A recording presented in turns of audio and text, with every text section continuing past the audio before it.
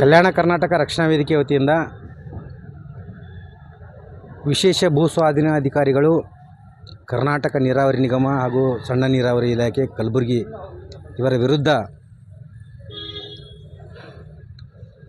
3/9/2024 ಅವರು ಮಾಡಿರ್ತಕ್ಕಂಥ ಭ್ರಷ್ಟಾಚಾರ, ಅಧಿಕಾರ ದುರ್ಬಳಕೆ ಕುರಿತಾದಂಥ ದೂರನ್ನು ನಾವು ಜಿಲ್ಲಾಧಿಕಾರಿಗಳಿಗೆ ಸಲ್ಲಿಸ್ತೀವಿ ದಾಖಲಾತಿ ಮುಖಾಂತರ.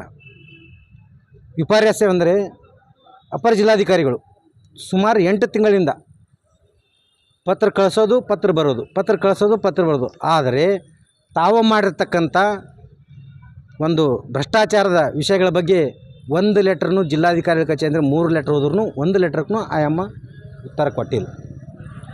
ಇದನ್ನು ಪ್ರತಿಭಟಿಸಿ ಯಾವಾಗ ನಾವು 8-9 ತಿಂಗಳೈತಿ ಕೊಟ್ಟು ಈ ಒಂದು ಇವ್ರ ವಿರುದ್ಧ ಕ್ರಮ ಕೈಗೊಳ್ತಾ ಇಲ್ಲ, ಅವ್ರು ಆ ಲೆಟ್ರಿಗೆ ಉತ್ತರ ಕೊಡ್ತಾ ಇಲ್ಲ ಅಂದಮ್ಯಾಗ ಇವತ್ತು ನಾವು ಯಾರ ಬಲ್ಲಿ ಹೋಗ್ಬೇಕು? ಕೊನೆಯದಾಗಿ ನಾವು ಜಿಲ್ಲಾಧಿಕಾರಿಗಳ ಬಳಿ ಹೋದವು. ಜಿಲ್ಲಾಧಿಕಾರಿಗಳ ಬಳಿ ಹೋದಾಗ ಜಿಲ್ಲಾಧಿಕಾರಿ ಮನವಿ ಕೊಟ್ಟಾಗ ವಿದಿನ್ ಹಾಫ್ ಆನ್ ಅವರಲ್ಲಿ ಆ ಒಂದು ವಿಶೇಷ ಭೂಸ್ವಾಧೀನ ಅಧಿಕಾರಿಗಳು ಒಂದು ಪತ್ರ ಕಳಿಸ್ತಾರೆ, ರಿಪ್ಲೈ ಕೊಡ್ತಾರೆ. ಆವಾಗ 4 ಲೆಟ್ರ್ ಆದಮೇಲೆ ಜಿಲ್ಲಾಧಿಕಾರಿಗೆ ಹೇಳಿದ್ಮ್ಯಾಗ ಆವಾಗ ಆ ಲೆಟ್ರ್ನಲ್ಲಿ ಸತ್ಯಾಂಶ ಇರುವುದಿಲ್ಲ ಅಂತೇಳಿ ಒಂದು ಲೆಟ್ರ್ ಕಳಿಸ್ತಾರೆ ಅವರು. ಆವಾಗ ಜಿಲ್ಲಾಧಿಕಾರಿಗಳು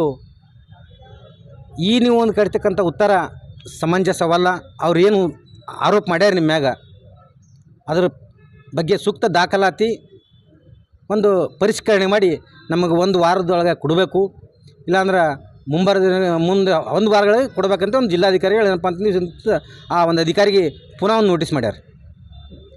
ಅದರ ಕಲ್ಯಾಣ ಕರ್ನಾಟಕ ರಕ್ಷಣಾ ವೇದಿಕೆ ಒಂದು ಇವತ್ತಿನ ಹೇಳಬಯಸ್ತೀನಿ. ಇವತ್ತು ಇಂಥ ಒಂದು ಭ್ರಷ್ಟ ಅಧಿಕಾರಿಗಳು, ಇಂಥ ಒಂದು ಅಧಿಕಾರ ದುರ್ಬಳಕೆ ಮಾಡ್ಕೊಳ್ತಕ್ಕಂಥ ಅಧಿಕಾರಿ ಯಾರೇ ಇರಲಿ, ಇವತ್ತು 1 ವಾರದೊಳಗೆ ಜಿಲ್ಲಾಧಿಕಾರಿಗಳು ನಮ್ಗೆ ಒಂದು ಭರವಸೆ ಕೊಟ್ಟರೆ 1 ವಾರದೊಳಗಾಗಿ ಏನಪ್ಪ ಅಂತಂದ್ರೆ ನಾನು ಕ್ರಮ ಕೈಗೊಳ್ತೀನಿ ಅಂತೇಳಿ ಕ್ರಮ ಅವ್ರನ್ನ ಅಮಾನತು ಮಾಡಬೇಕಂತೇಳಿ.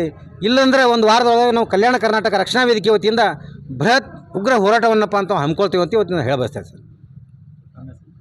ಶಿವಲಿಂಗ ಗಡಿಮನಿ, ಕಲ್ಯಾಣ ಕರ್ನಾಟಕ ರಕ್ಷಣಾ ವೇದಿಕೆ.